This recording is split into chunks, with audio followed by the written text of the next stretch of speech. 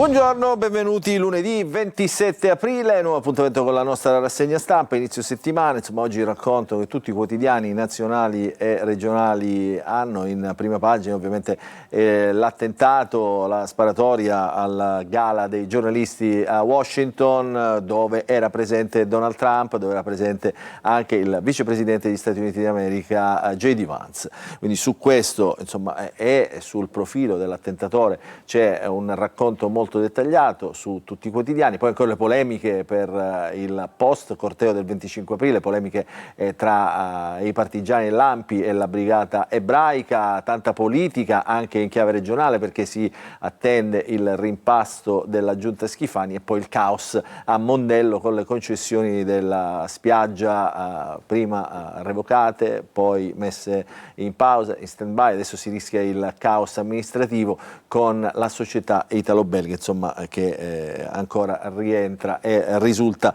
protagonista, società denunciata dal deputato regionale Ismaele Lavardera. Allora andiamo a vedere un po' il racconto, partiamo dai quotidiani nazionali, partiamo dal Corriere della Sera, principale quotidiano italiano.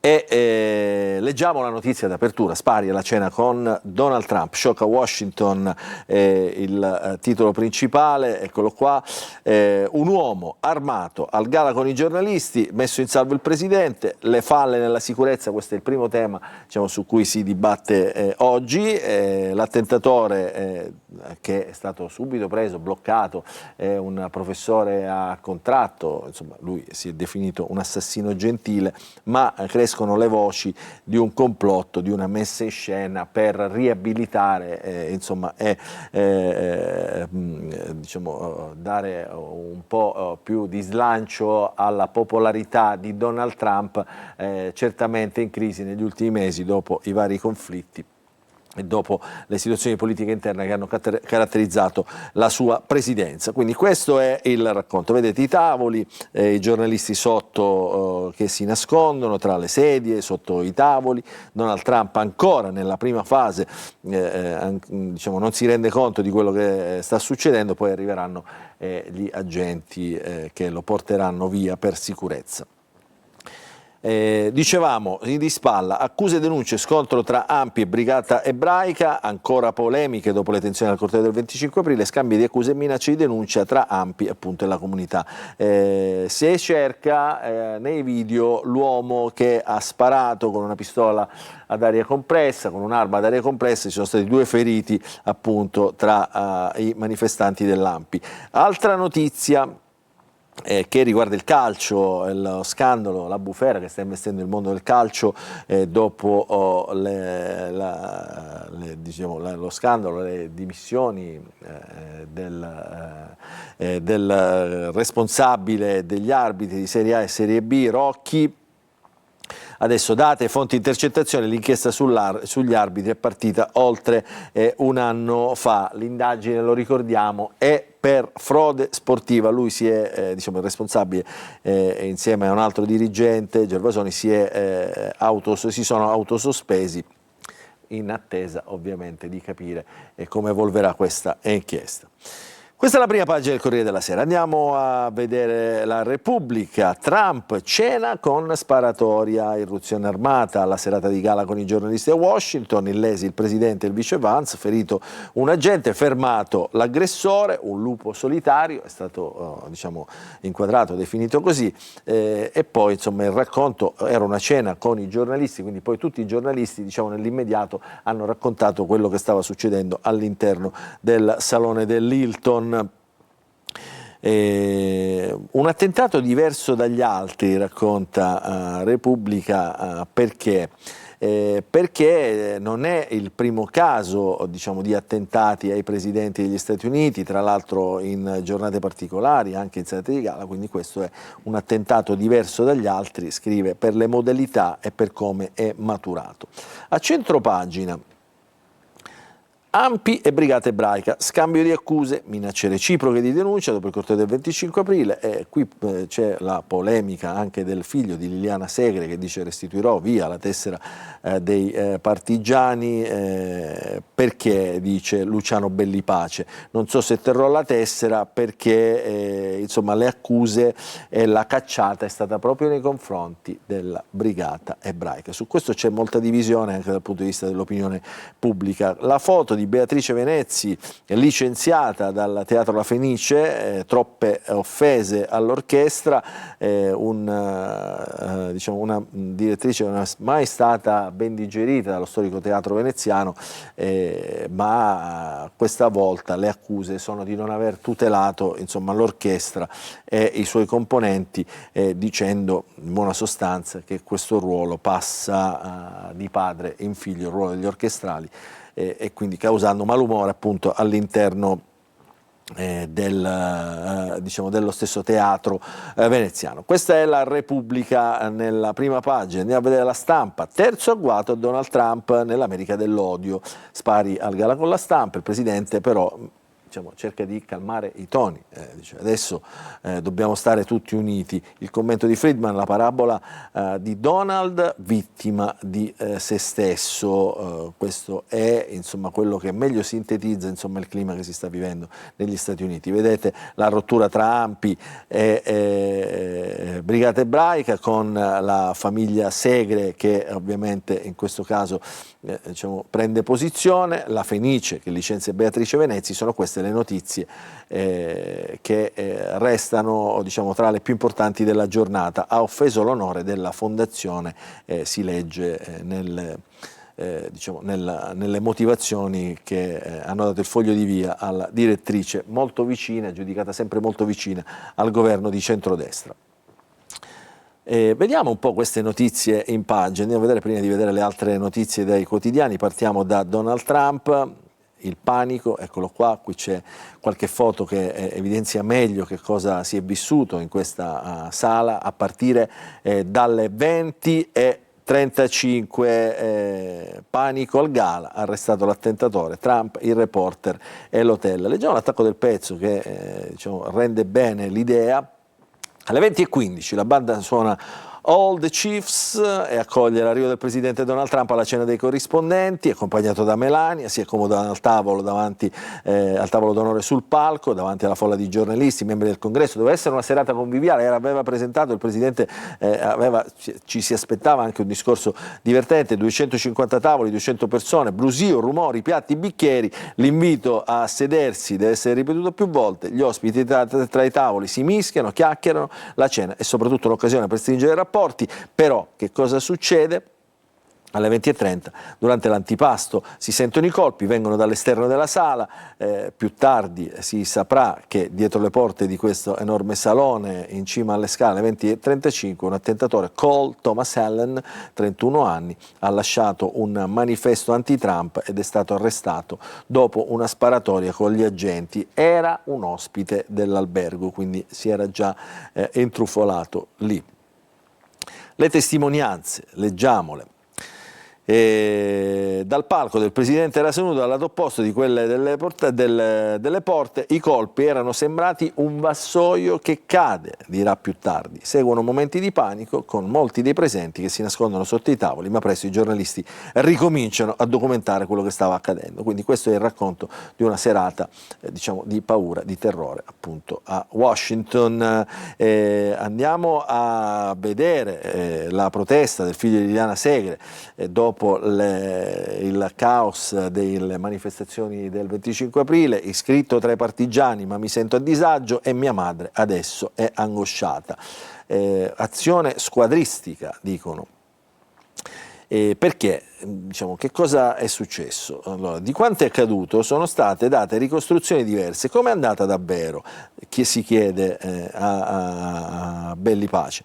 È falso che la Brigata Ebraica abbia preso di sua iniziativa la testa del corteo. Abbiamo sempre seguito gli ordini della polizia. Quanto agli aggressori, c'erano bandiere pro-Pal della Repubblica Islamica, dell'Iran, i comitati d'appoggio alla resistenza per il comunismo, e poi si sono unite via via centinaia di persone comuni. Quindi insomma c'è un racconto, secondo il figlio della Segre, un po' distorto, un po' deviato. E questa è la situazione. Gli si chiede come vive sua madre questa situazione. Sabato si è preoccupata per la mia incolumità, si è precipitata a telefonarmi, più in generale è angosciata da questo clima, è inevitabile che lo ricolleghi a quanto vissuto da bambina. Ritrovare un odio simile oggi a quasi 96 anni è molto triste. Questo è il sentire comune diciamo, di tanti italiani. Ritorniamo sulle prime pagine dei giornali, vi facciamo vedere qualche altra pagina dei quotidiani politici. Eccolo qua il Giornale, spari contro l'America, e qui il racconto dell'attentato a Washington, ma poi l'inchiesta del Quotidiano è questa: business rosso sui clandestini, via dall'Albania, 2 migranti su 3, così i legali vicini alla sinistra hanno bloccato 345 rimpatri.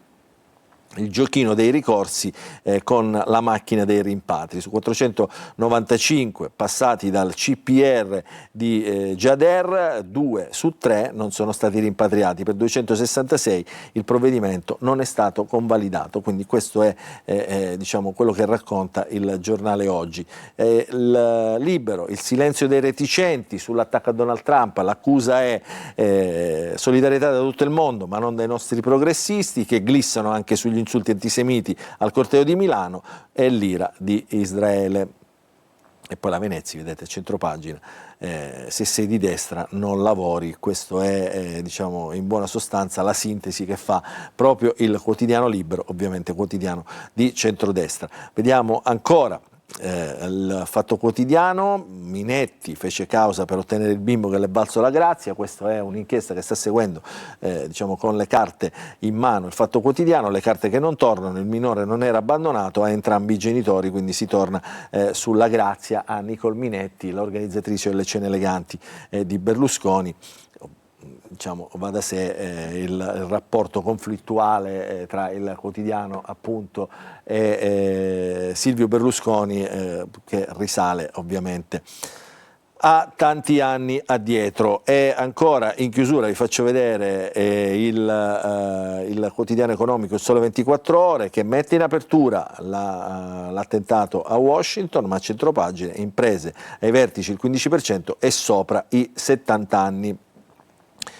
Under 30 in calo del 24%, dal 2015 al 2025 crollo nella fascia tra i 30 e i 49 anni, quindi non ci sono più capitani di impresa in questa fascia di età. Il 15% oggi ha più di 70 anni, e i manager over 70 sono aumentati del 23% rispetto al 2015, contengono l'11%. Di contro solo 330.000 cariche sociali sono ricoperte da giovani con meno di 30 anni. Lo diciamo sempre, questo non è un paese per giovani, ma i dati ci testimoniano che l'Italia è sempre più un paese per vecchi. Ci fermiamo, piccola pausa e poi la stampa regionale.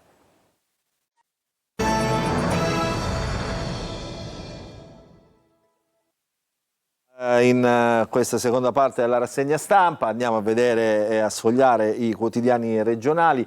Oggi, come sapete, è di lunedì, stampa in versione ridotta, manca in edicola La Repubblica di Palermo, quindi leggeremo il Giornale Sicilia, La Sicilia e il quotidiano La Gazzetta del Sud.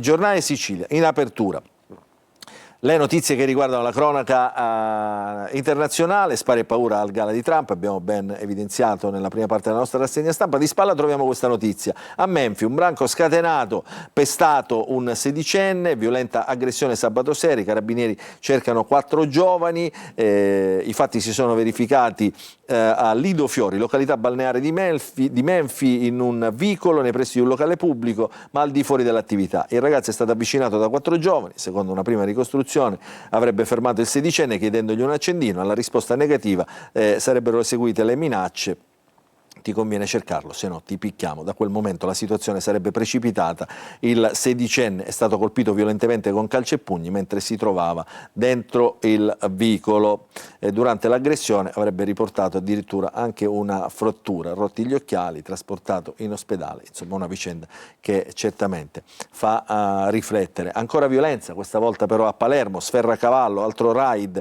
i negozianti chiedono aiuto, spaccata in una barberia, trovata allo Zen l'auto, scusate, una Fiat Panda usata dal comando.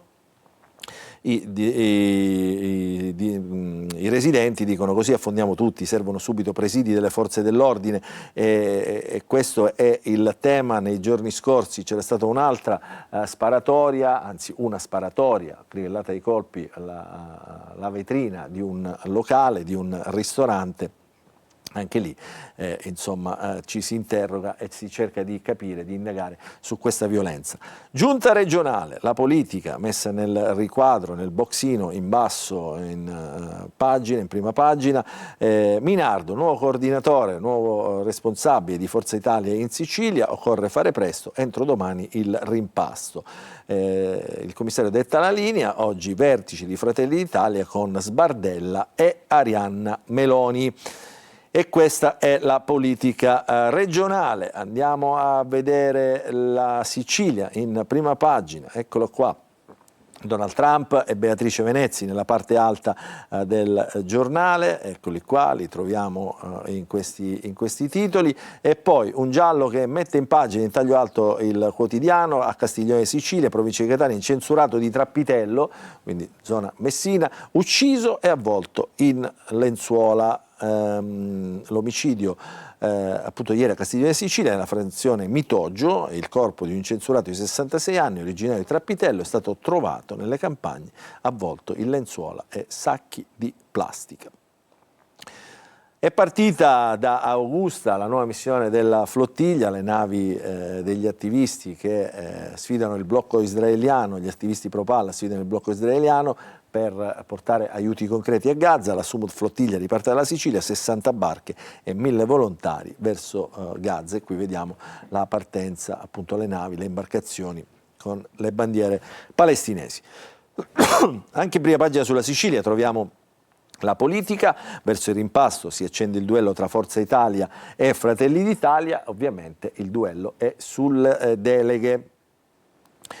Ma diciamo il muro è di Fratelli d'Italia, dice un attimo, aspettate, prima del rimpasto vediamo come vanno le amministrative, in base al risultato delle amministrative decideremo sulle deleghe che dovranno ricoprire i nostri assessori, i nostri gruppi assessori.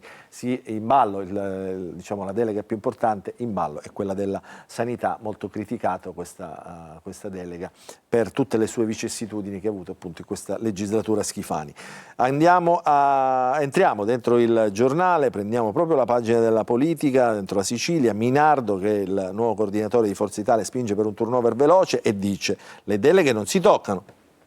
Ma i meloniani alzano un muro, dice: attenzione, prima vediamo le amministrative, come vi abbiamo già spiegato. Schifani invece, il presidente, lo vediamo nel sommario all'interno del pezzo, teme l'effetto domino che potrebbe portare alla fine anticipata della legislatura. Nessuno vuole andare a casa in anticipo alla regione siciliana. E c'è sotto questo articolo un altro articolo interessante che riguarda l'economia, un'analisi del bilancio della regione siciliana dal 2025 al 2027, cioè come sono stati spesi quasi 2 miliardi di euro appunto dell'anno 2025, dove sono andati. In questo schemino si vede bene. Buona parte sono andate ai trasporti e alla mobilità, 650 milioni, ai comuni, ai liberi consorzi, altri 584 milioni, 400 milioni invece sono andati ai diritti sociali e famiglia, al cosiddetto welfare. Restano pochi soldi invece per risolvere le criticità della regione siciliana, come le liste d'attesa e la siccità. E questo è un po' in sintesi quello che ci racconta questo articolo. Rientriamo e vediamo le prime pagine di Palermo e di Catania del quotidiano La Sicilia, di Mondello Abbiamo già parlato, abbiamo detto, anticipato che adesso il futuro è in bilico perché c'è l'ipotesi di mantenere la concessione, quindi dunque la gestione della spiaggia alla italo-belga per un'estate, in modo da poter riorganizzare le cose. Schifani dice: attenzione, io sono pronto ad andare in giudizio, qua è una situazione che si deve risolvere. E poi il comune invece che dice a Mondello: palermitani, non preoccupatevi perché la manutenzione è puntuale. Ieri doveva essere il primo giorno di esecuzione del decreto del CGA che ha sospeso la revoca delle concessioni, ma diciamo, tanti dubbi, poi una polemica che si riattiva. Ricordiamo che il 14 maggio ci sarà la decisione definitiva su questa questione. Altre storie che arrivano da Palermo: la guerra di mafia, l'ombra dello Zen su Sferracavallo. Una Panda rossa utilizzata dai malviventi per compiere i raid e i colpi di Kalashnikov contro il ristorante al Brigantino, ritrovata nella zona dei Padiglioni. Nella notte un'altra intimidazione alla borgata: la testa di un manichino in una barberia con la vetrata sfondata a colpi di pietra. Il sindaco Lagalla fa visite ai titolari del ristorante per esprimere tutta la vicinanza dell'amministrazione comunale. Quindi queste sono le due notizie in questo momento che diciamo, tengono alta l'attenzione nella città di Palermo. Vediamo a Catania invece. Si apre, diciamo, intanto c'è la notizia che abbiamo letto anche in prima pagina: il 66enne, quindi il caso di cronaca, il 66enne ucciso e poi avvolto in lenzuola e sacchi di plastica, come abbiamo potuto leggere. Rimane un giallo, diciamo, non si capisce chi sia stato a ucciderlo e soprattutto qual è il movente di questa vittima, che aveva 66 anni, Giuseppe Florio, incensurato, originario di Trappitello. A centropagina si apre un dibattito, come spesso accade negli anni, un dibattito che ritorna. Trantino vuole fare il waterfront, il sindaco di Catania: via i binari, parlo con Salvini. Il sindaco rilancia il progetto atteso da decenni, ci sarà l'accesso al Caito, che è una zona appunto del lungomare. Poi tante diciamo, notizie di cronache che arrivano dalla città e dalla provincia. Velocemente vediamo anche la Gazzetta del Sud. Scusate, sotto la testata, in prima pagina, troviamo le notizie che riguardano i casi di cronaca nazionale ed internazionale, dallo scandalo degli arbitri agli attentati a Donald Trump, ma in alto, sopra la testata, troviamo le fotonotizie che riguardano la Sicilia. La prima è questa: il pressing di Forza Italia, entro domani ci sarà il rimpasto. Qui invece le sorelle Meloni con Luca Sbardella, commissario di Fratelli d'Italia in Sicilia, che diciamo, da oggi dovrebbe diciamo, cercare di capire e dare una linea diversa al partito proprio in vista di questo rimpasto. Poi il giallo delle firme non raccolte: si incendia la campagna elettorale a Messina. C'è una diffida tra i due litiganti, diciamo, il candidato di centrodestra Scurria contro Basile, che è il sindaco uscente. E poi le notizie che riguardano lo sport nel messinese: Igea Virtus contro Messina, senza vincitori, finisce 1-1, play out per Loritani appesi a un filo. Dentro vediamo questa notizia della politica: partita a scacchi tra Forza Italia e Fratelli d'Italia. Minardo domani rimpasto. Minardo è il commissario, come abbiamo detto, il nuovo commissario di Forza Italia. Occorre fare presto, dice appunto Minardo. Schifani deve poter contare su una squadra al completo e chiude sul possibile valzer delle deleghe. Dice: noi siamo contrari. In chiusura vi facciamo vedere qualche notizia che riguarda lo sport. Ieri si è chiusa la stagione regolare del campionato di Serie C. Nel girone C il Catania raccoglie oltre il 90esimo il punto prezioso che gli è servito per blindare il secondo posto in classifica, quindi arrivare in posizione privilegiata ai playoff. Allora Toscano, il tecnico, commenta positivamente, dice: guardate, il campionato è finito, adesso comincia un altro campionato, comincia un'altra sfida, quella dei playoff, quindi arriviamoci preparati. E dice: andremo dritti in ritiro. I rossoazzurri dunque saranno a Veronello dal 4 al 10 maggio, conto di recuperare tutti, comincia un altro campionato, vedete, difficile, ma con la testa giusta possiamo fare bene.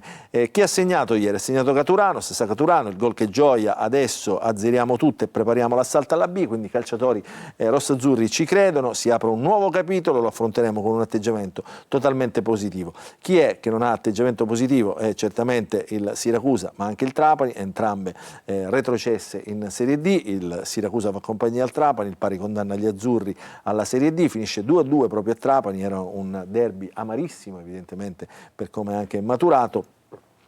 Insomma, questo è il risultato. Bocche cucite in casa Retusea, il presidente Antonini tuona senza filtri, io ho lasciato solo contro tutti, quindi insomma queste due squadre, come vedete dalla classifica finale del campionato, qui c'è il Benevento e poi il Catania al secondo posto, il Benevento direttamente proposto in Serie B, il Catania al secondo posto, vedete le due squadre siciliane sono al penultimo e ultimo posto, penalizzate però, una di 11 punti, una di 25 punti, e qui insomma c'è tanto da discutere ovviamente per come sono maturate appunto queste retrocessioni. I verdetti del campionato di Serie C, il Benevento come abbiamo detto promosso in Serie B, il Catania direttamente al secondo turno come migliore qualificata, al secondo turno dei playoff nazionali, le avversarie saranno Salernitana Potenza, Cosenza, Casertana, Crotone, Monopoli, Casarano, Cerignola e Atalanta Under 23, queste ultime 6 squadre cominceranno a giocare appunto le primissime fasi dei playoff, tutto questo elenco di squadre invece tra